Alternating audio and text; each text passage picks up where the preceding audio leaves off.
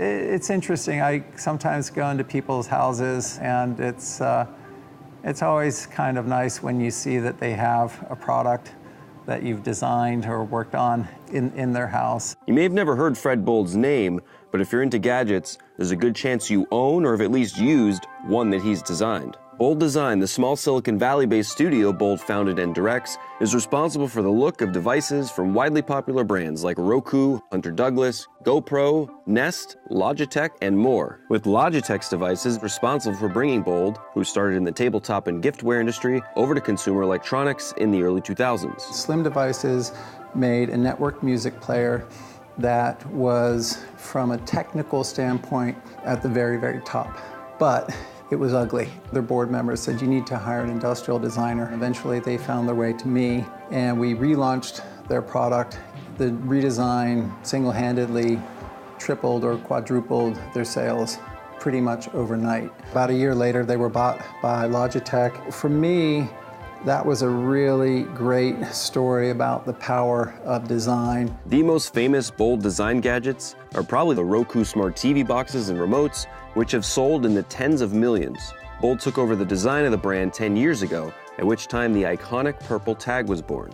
The correct answer for this type of product is it should be a little black box. But we said to ourselves, well, how can we differentiate from everybody else's little black box? And we came up with the idea of the purple tag. And when we presented the concept, it happened to be, bring your daughter to work day. Anthony Woods, the CEO, asked his daughter, Rachel, of all these concepts, which one do you like the most? And she said, I like the purple tag. And now pretty much every set-top box that Roku makes has a purple tag on it. Character is very important. It should be a really good reflection of the people who are selling it, the people who are using it, and it should also be a good reflection of us as a design studio. The design character Bould's team was able to conjure for Nest's learning thermostat and Protect smoke detector helped attract Google, who bought the smart home company in 2014 for over $3 billion.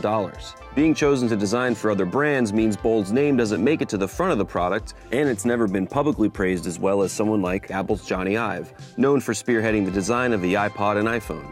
But that you know his designs and not him doesn't seem to bother Bould. I suspect the best designer in the world is probably buried in a corporate design office somewhere, and nobody knows who he or she is. I think it's more important to focus on the design than the person. What's next for Bould and his team will be more smart home and personal gadgets, sure, but also plenty of other small and big electronics. Right now we're designing robots, and that's particularly challenging. It's interesting. I can have as much fun designing a camera as I can designing a wall adapter.